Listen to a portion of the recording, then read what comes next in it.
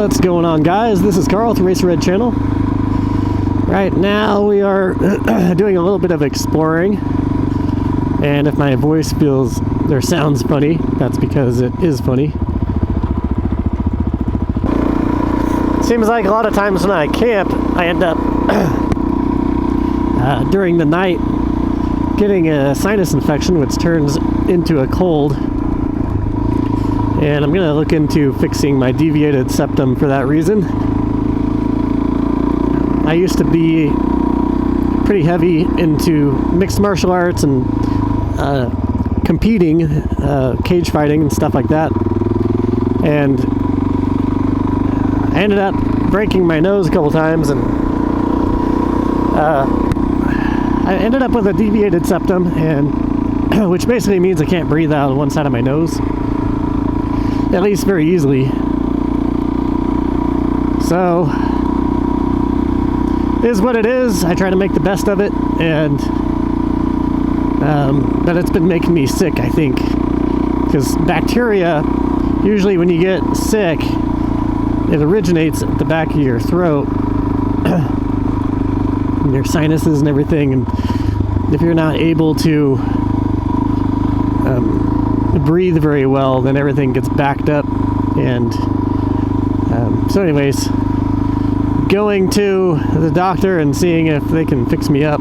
I've heard it's worth it, especially for people who have issues. I've heard of people who don't even have issues so much, and they've had work done like that, and they're like, wow, it's definitely worth it. But for somebody like me, like, I don't have any snoring problems or any, like, you know, trouble with not breathing at night or anything like that, but I do have blockage regardless, and it's really affecting me. So I'm gonna go check it out, see what happens, see if they can, I don't know what they do for a deviated septum. I don't know whether they kind of drill out your entire sinus system or something, I don't know, but if they fix it to where I can breathe really well, I will appreciate that, and I will be super stoked. Anyways, I'm on the DRZ400S. I'm sorry, the mighty Suzuki DRZ400S. And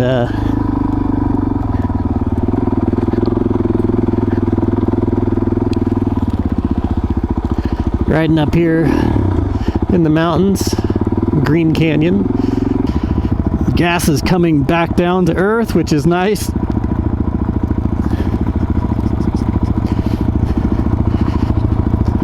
Definitely feel more apt to run the ambulance.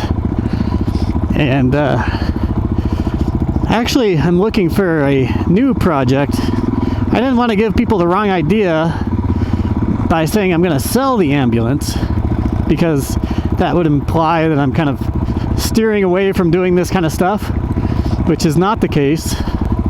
As far as I can see, I'm going to be doing this. So definitely don't think that. It's just life gets busy, and you know, with the ambulance thing, it's a separate topic, but I've kind of decided to move away from that method because it sits sometimes, and if it sits and I'm not using it, the fuel goes bad, the batteries start to drop. A lot of things get worn out if you let things sit. And in the wintertime, that's definitely the case, because I can't get out and ride sometimes in the wintertime. So I've decided, I think, to build a trailer in a similar fashion that I did my ambulance. But and I don't think I'm going to do a toy hauler, although I'm kind of in the beginning stages right now of what I'm going to do next. But the one factor that I know, or I'm fairly certain that I don't want in my next adventure mobile, is a motor. I don't want any engine, I don't want any drivetrain attached to it. I don't want all that stuff to be a factor.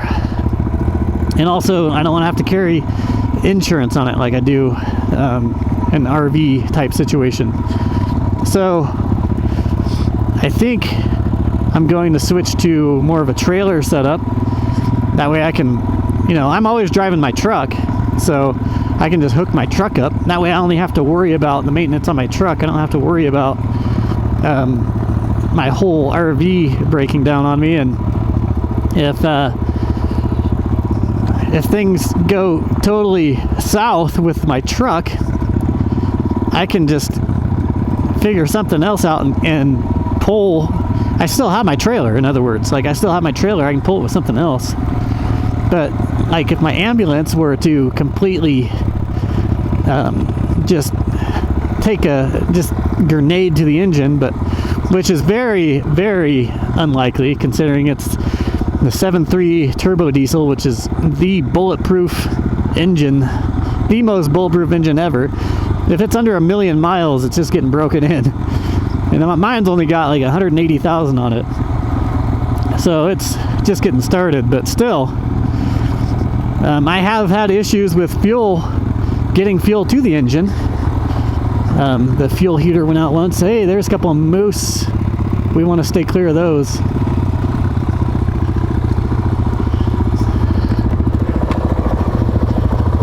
Let's stay back.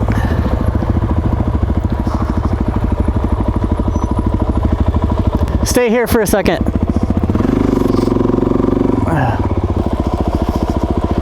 Problem with moose is they will get tired of running and they will just beat the crap out of you in like half a second flat. Very, very deadly animal to come across. I'd much rather come across a bear than a moose. Alright, these moose, I think I saw them take a left, so they are long gone. But yeah, you don't want to mess with the moose. It's one of the most dangerous creatures we have here in Idaho.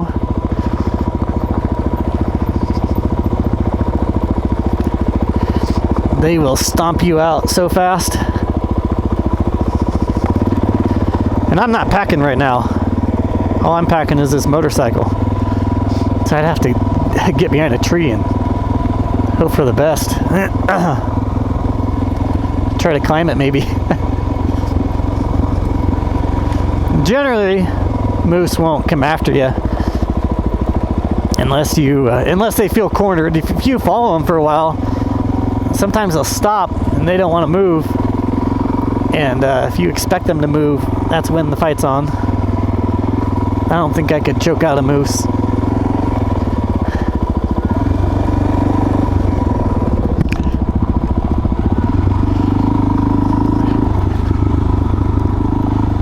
Anyways, guys, now that I'm totally lost on my train of thought, I will catch you guys on the next video. I hope you enjoyed the content. Got a little bit sick this time in camping, and it's been happening a lot, but I think it's because of my deviated septum, which I think I'm gonna have surgery on. I'm in the beginning stages right now, which is like 0. I still need to call and price it out and see what I can do about the deviated septum caused by mixed martial arts. I broke my nose a couple times, and back then when it first happened, that first year, it was really tough to breathe, and it still is. I just got used to it. Moose are like land hippos. Hippos kill something like 400 people a year, and think about that number, because people don't live with hippos, but hippos will absolutely kill a human so fast they will come after you. And moose are kind of the same way. They aren't as aggressive, but they are very aggressive. They're very territorial, and they are not afraid of you. They will just stop, and if they don't want to move, they will come after you. And I don't know the numbers on people killed by moose every year, but it's probably quite a few. They're one of the most deadly animals you can come across. I would rather come across a mountain lion. They'll leave you alone if you're on a bike usually. I've never heard of anybody getting attacked while on a snowmobile or on a bike from a mountain lion. But I have heard of a lot of moose attacks, and they are so deadly. Bears are one that they're pretty pretty bad. That's a pretty bad encounter if mama bear's right there and the cubs cry. If the cubs cry, then the mama bear will tear you apart so fast. You will not like it either, because they're omnivores. If I'm gonna get killed, I want to be killed by a carnivore. They'll go straight for the neck, at least do it fast. But mama bear will fling me around by my legs and then eat me feet first. It's pretty gruesome, but it's true. And a moose attack, the mama moose is very dangerous, but all of them are dangerous. They will just come after you, and they are very precise with their kicks, and their power is crazy. I saw a video of a moose take out a whole pack of a dog sled one time, a whole pack of dogs, and those dogs were flying in the air, and it was just a pretty horrific sight to be in that situation. With a bear, normally you don't have to worry unless it's mama bear and her cubs, because right when those cubs start to cry, then you're in trouble. I've had a lot of encounters with black bears. Here in the mountains, I've had encounters with just about everything. So yeah, guys, keep that in mind when you're out here riding. Don't mess with a moose. Don't follow it. Don't try to make it move out of your way. Stay back and let it move on its own accord for the most part. Don't try to push it. And, with bears, just stay away from them. They'll try to stay away from you way more than a moose will, so they'll run away. But if you mess with the baby cub, the game is on. You better be prepared. Hopefully you're prepared with a very, very reliable boomstick that you can use effectively in high stress situations. Anyways, guys, catch you on the next one. I'm gonna go here and park my bike and camp. Peace.